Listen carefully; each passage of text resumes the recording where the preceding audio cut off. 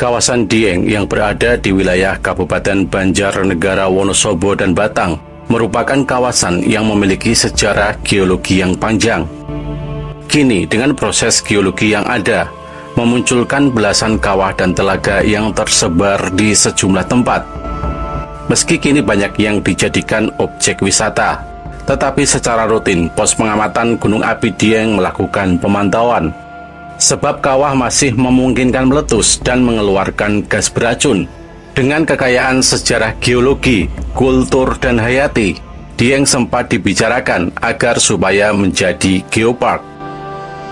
Kabut dan temperatur dingin menjadi sebuah kewajaran sehari-hari di kawasan Pegunungan Dieng yang berada di perbatasan antara Banjarnegara, Wonosobo, dan Batang, Jawa Tengah. Tidak mengherankan kalau masyarakatnya juga beradaptasi dengan kondisi lingkungan. Sarung, penutup kepala, dan di rumah dipastikan mempunyai tungku untuk pemanas sebagai hal yang wajib bagi penduduk Dieng.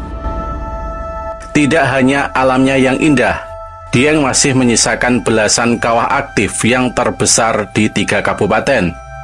Pos pengamatan Gunung Api Dieng mencatat, di Wonosobo ada kawah Pakuaja dan Sikendang. Kemudian di Batang ada kawah Gerlang, Wanapria, Wanasida, Sibanger, dan Siglah.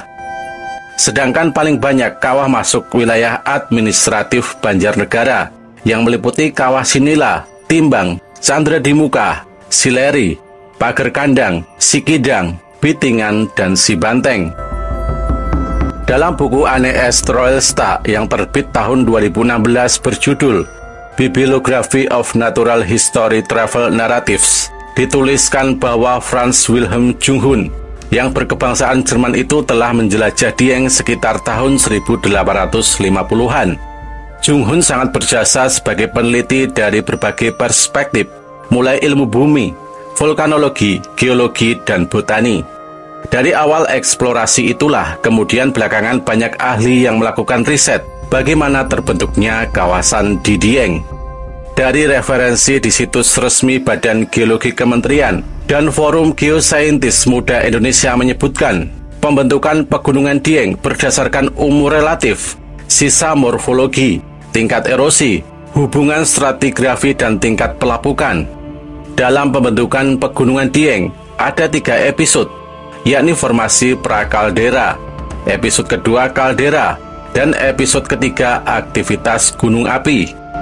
Pada episode formasi prakaldera, produksi piroklastik Rogo Jembangan menutupi daerah utara dan selatan kompleks, kemungkinan terbentuk pada kuarter bawah.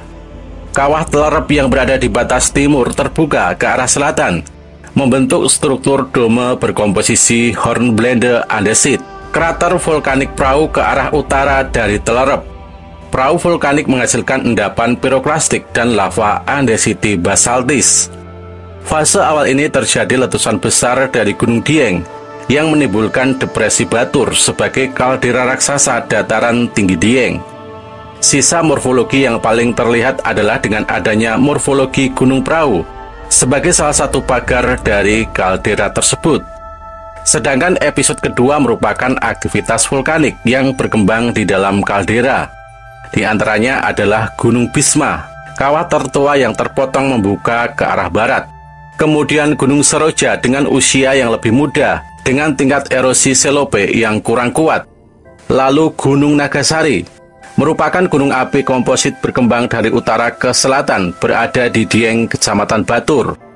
Selanjutnya adalah Gunung Pelangonan dan Merdada, memiliki kawah ke arah timur, masih memperlihatkan morfologi muda. Ada juga Gunung Pager Kandang yang memiliki kawah pada bagian utara. Gunung Sileri merupakan kawah freatik.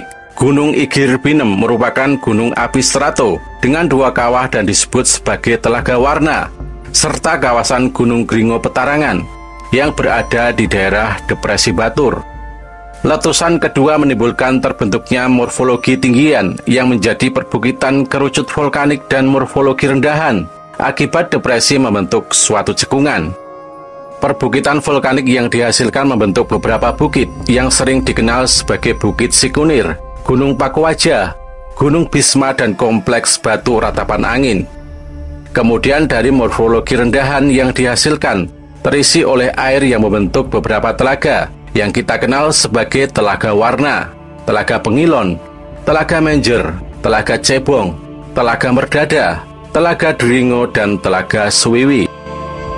Sementara pada episode ketiga adalah fase aktivitas gunung api yang menghasilkan lava andesit biotit, jatuhan piroklastik, dan aktivitas hidrotermal. Ada 9 titik erupsi di kaldera Dieng yang menghasilkan lava dome dan lava flow biotit andesit, seperti di Sikidang dan Legetang, Pakuwaja, Sikunang, Dome Prambanan, dan lainnya. Para ahli vulkanologi juga mencatat bahwa dataran tinggi Dieng terjadi sejak 3,6 juta tahun yang lalu, sampai sekitar 2.500 tahun silam.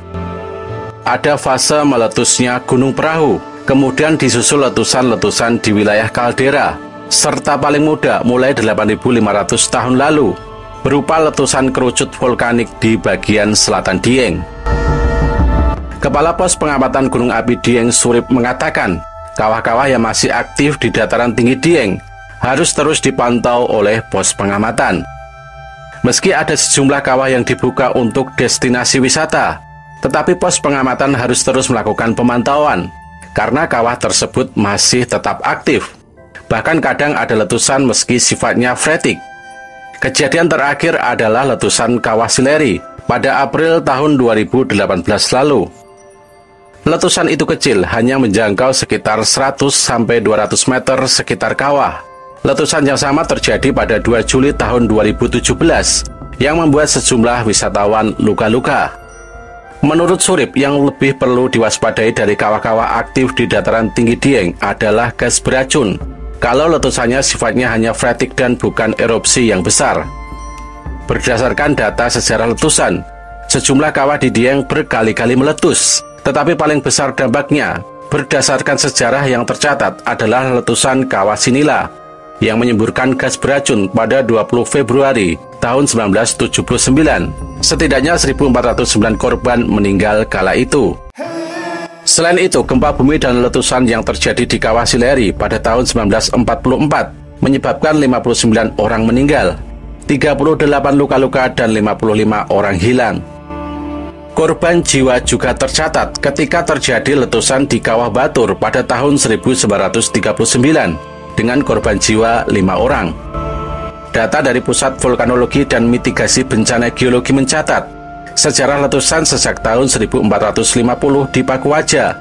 Selain Pakuwaja, Sinila, Batur, dan Sileri, ada beberapa kawah lain yang pernah meletus, yakni Sikidang, Siglagak, Candra di Muka atau Telaga Deringo, Kawah Dieng Kulon, dan Kawah Sibanteng.